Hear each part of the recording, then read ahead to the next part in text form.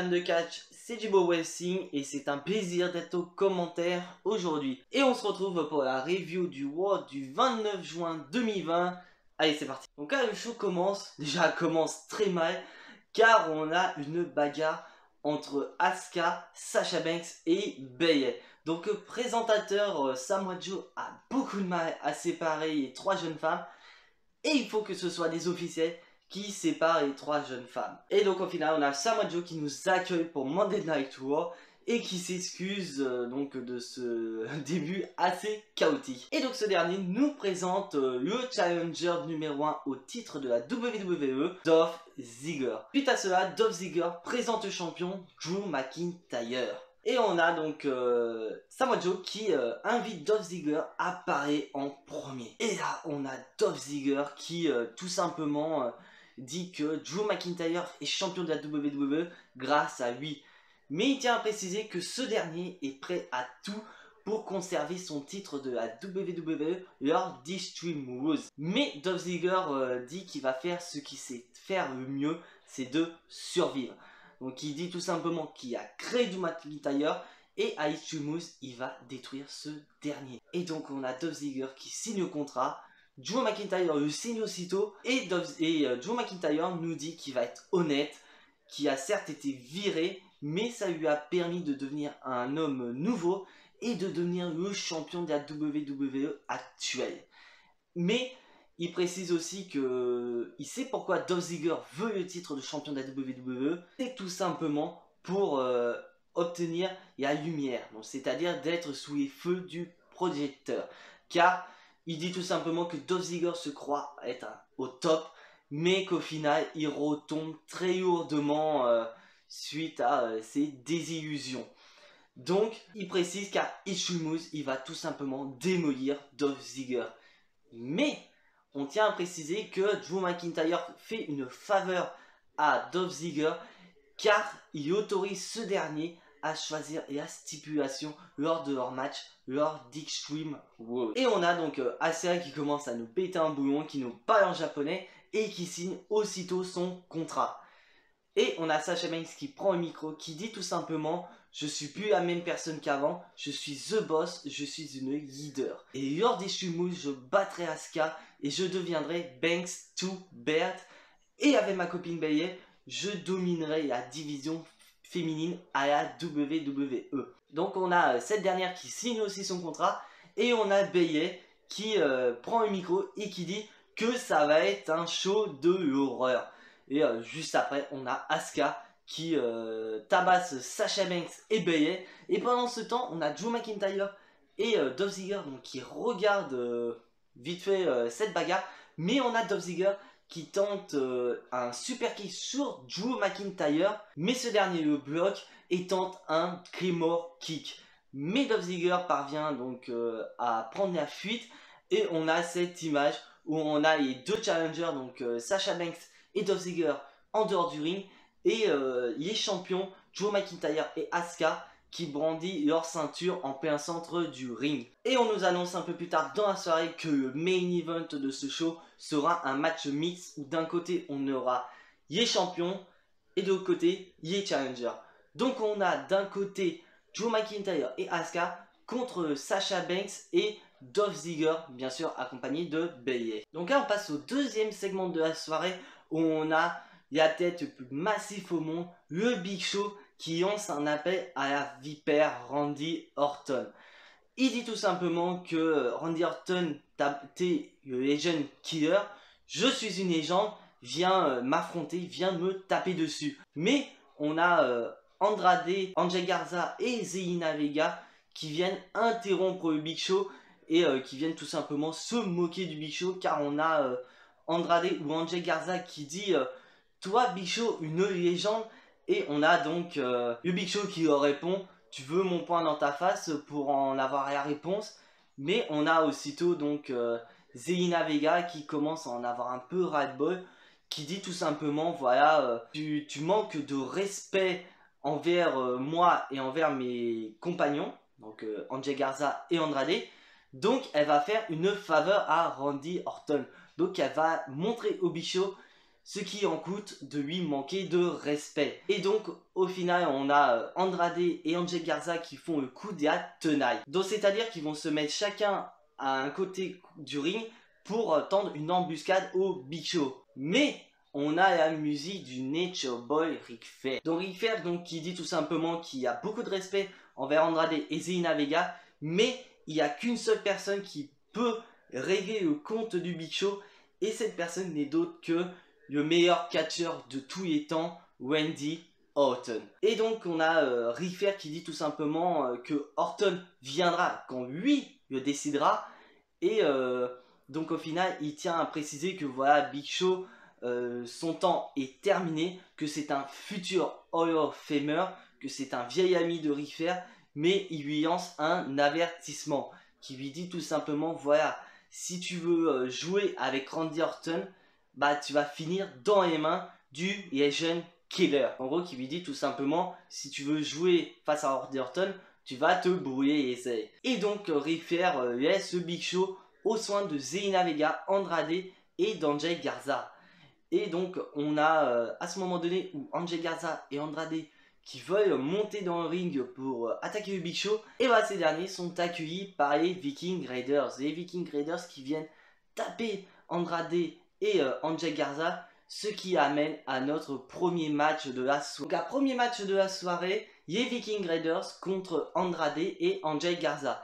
Donc à noter que c'était un match tout à fait correct, mais on voit quand même quelques petites discordes envers Andrade et envers Angel Garza. Car en effet, à un moment donné où Angel Garza fait un back tag sur Andrade alors qu'Andrade avait le match en main, et bah Angel Garza voulait son moment, et donc Andrade commence à partir, à vouloir laisser Angel Garza tout seul, et donc on a Zelina Vega qui est à ce moment la commentatrice, qui quitte son poste de commentatrice pour raisonner Andrade. Et apparemment ça a marché car Andrade est revenu au coin de Angel Garza, et le match est terminé vraiment par un back tag d'Angel Garza qui porte sa prise de finition sur Aiva, pendant que Andrade s'occupe d'Eric pour la victoire. Donc gagnant de ce match, Andrade et Angel Garza. Et à noter qu'un peu plus tard dans la soirée, on leur annonce que ces derniers auront un deuxième match, et ce match sera un match handicap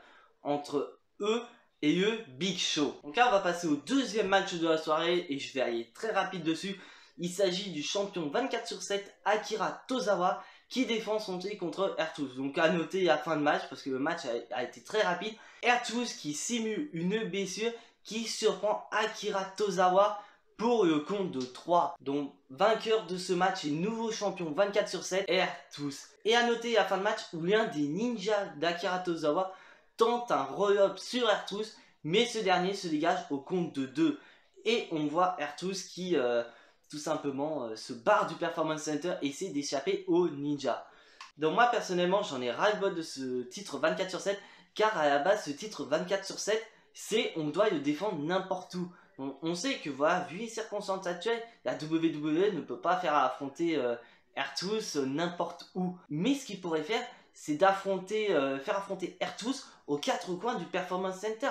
Par exemple, R-Truth qui se retrouve en salle de musculation et il se fait surprendre par un autre catcheur et un arbitre. Ça pourrait être assez sympa de voir les quatre coins du Performance Center plutôt que d'annoncer des matchs. Alors qu'à la base, c'est un titre où les matchs ne sont en principe pas du tout annoncés. Donc là on passe au segment que j'adore mais vraiment à fond. C'est Seth Rollins et Murphy qui arrivent dans le ring, qui nous rappellent via une vidéo leur rivalité avec Rey Mysterio et Dominic. Et donc Rey Mysterio dit que voilà, Rey Mysterio et Dominic ont fait un retour à Raw la semaine dernière, mais qui ne comprend vraiment absolument pas pourquoi Rey Mysterio continue encore ce combat face à Seth Rollins.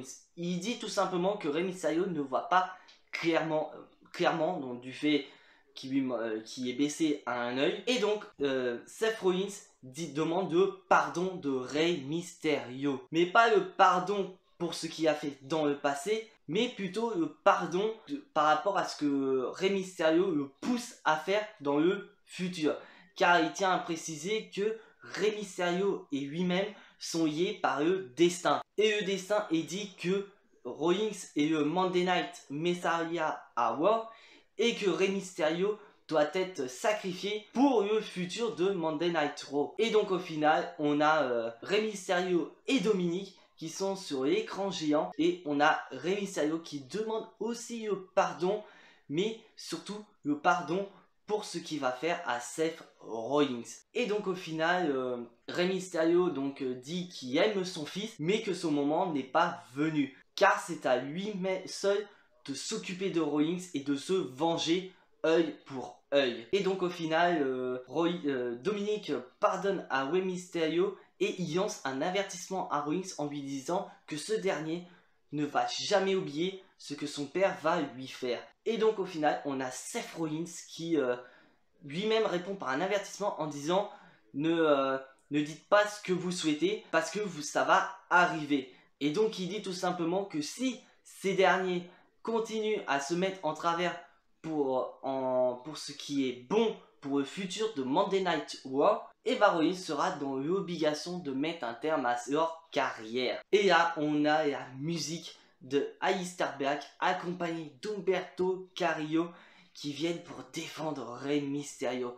Mais on a Rollins qui dit tout simplement pourquoi vous venez défendre Rey Mysterio alors que ce dernier ne vous défendra jamais. C'est Seth Rollins le lâche et non Rey Mysterio, et que Seth Rollins n'est pas l'homme qu'est Rey Mysterio. Et on a donc Aleister Black qui dit tout simplement qu'il est habitué à voir des choses diaboliques et en face de lui il voit un vrai diable.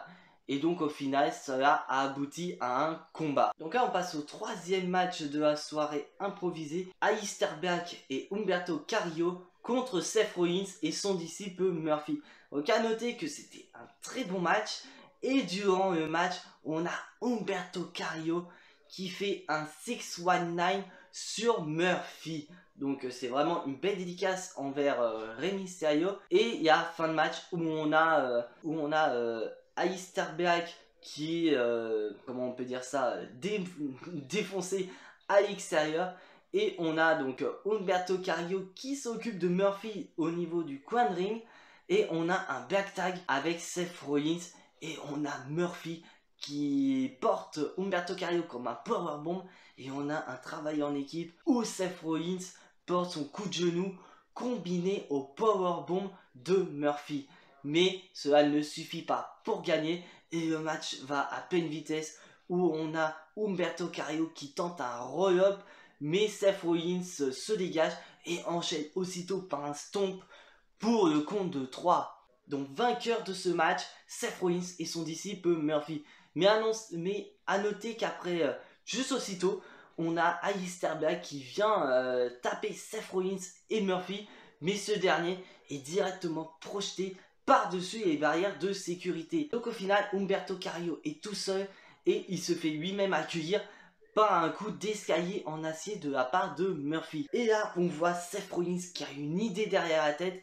Et cette idée, c'est tout simplement mettre le masque de Rey Mysterio à Humberto Carrillo et de lui faire subir le même châtiment que Rey Mysterio a eu il y a quelques semaines. C'est-à-dire de le baisser à l'œil. Mais on a Aleister Black qui vient sauver Humberto Carrillo. Mais Murphy s'occupe d'Aleister Black et Seth Rollins porte un stomp sur les escaliers à Humberto Carrillo. Donc au final, on se retrouve avec Seth Rollins et Murphy qui sont en face de l'écran géant et qui savourent leur victoire. Donc personnellement, je pense qu'il va y avoir un match à Extreme Rules. Après, reste à voir ce que on va avoir. Est-ce qu'on va avoir Rey Mysterio qui va revenir à Extreme Rules, ou on va avoir un match entre Humberto Carrillo et Aleister Black contre Seth Rollins et son disciple Murphy?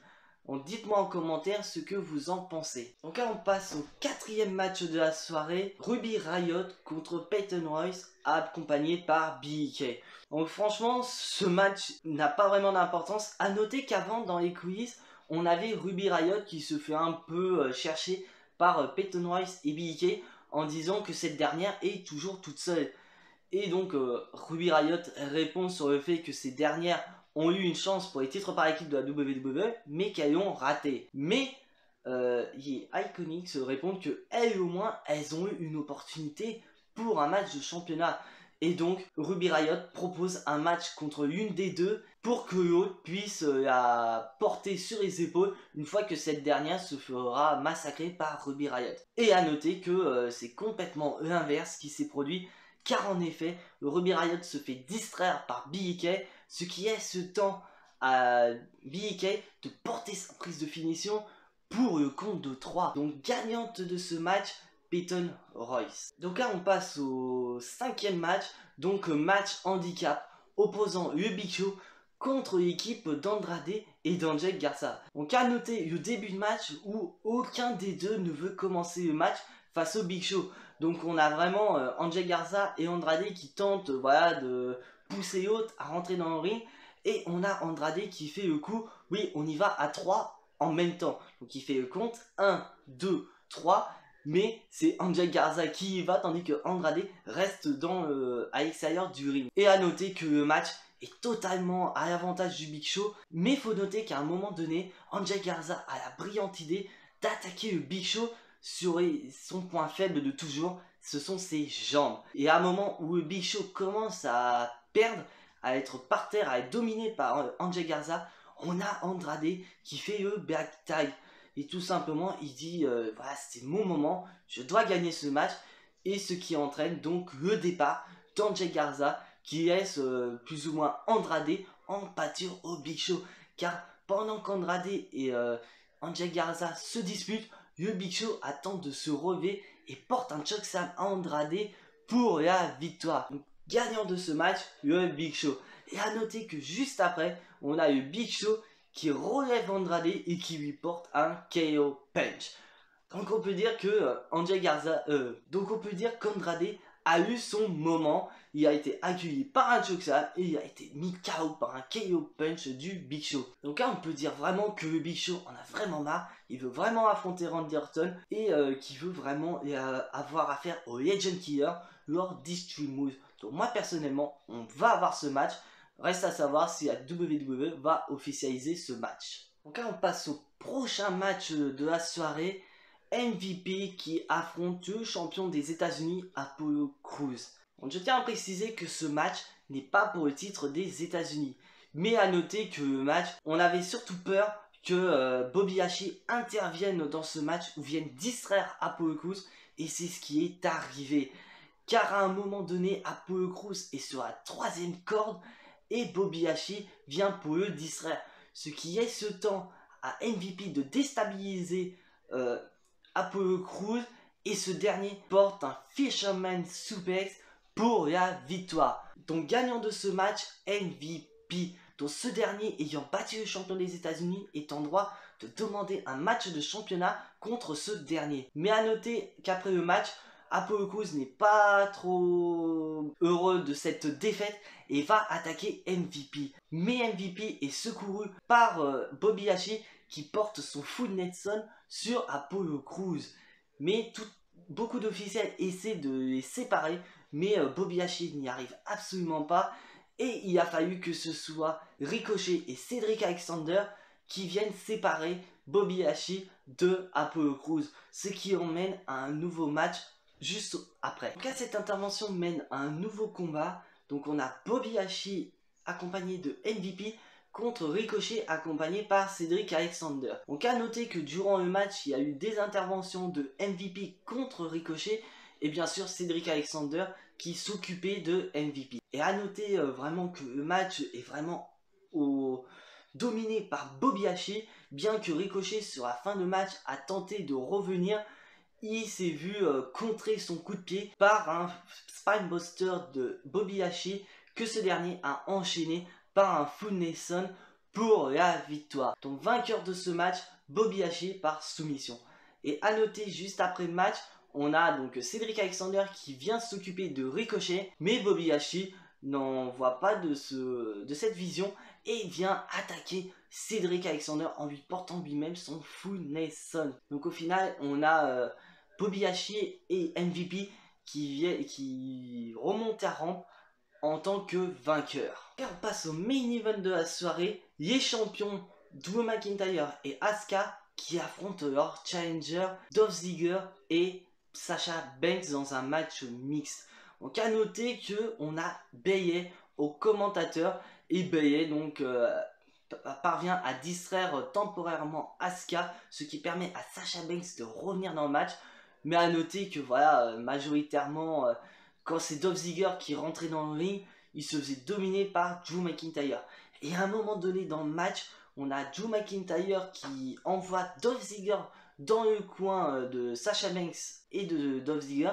Donc Sasha Banks en profite pour faire le tap. Donc Dolph Ziggler se fait éjecter du ring et on voit Sasha Banks qui vient parler à Drew McIntyre. Mais à côté, on a Dolph Ziggler qui tente de remonter dans le ring et qui est vite fait accueilli par un coup de poing de Drew McIntyre. Mais Sasha Banks ne voit pas que Asuka est dans le ring et on voit que Asuka porte un violent coup de pied sur la tête de Sasha Banks, mais qui ne suffit pas. Et à noter donc la fin de match assez rapide où on a Sasha Banks qui tente un bank statement sur Asuka, que cette dernière parvient à contrer et qui parvient donc à porter son Asuka Hook sur Sasha Banks. Mais cette dernière parvient à le contrer en roll-up pour le compte de 3. Donc vainqueur de ce match, l'équipe de Dolph Ziggler et de Sasha Banks. Et le show se termine par la célébration entre Bayley, Sasha Banks et Dolph Ziggler. Donc on peut dire vraiment que ces derniers viennent de prendre un ascendant psychologique face aux champions avant leur match contre ces derniers à Extreme Rules. Donc voilà, cette vidéo touche à son terme. N'hésitez pas à vous abonner à la chaîne, activer la petite cloche pour être notifié des prochaines vidéos. Et puis surtout, lâchez le pouce bleu qui fait plaisir à cette nouvelle chaîne YouTube dédiée au catch. Donc c'était Jimbo Wrestling. Et puis surtout, soyez tous fans de catch. Ciao tout le monde!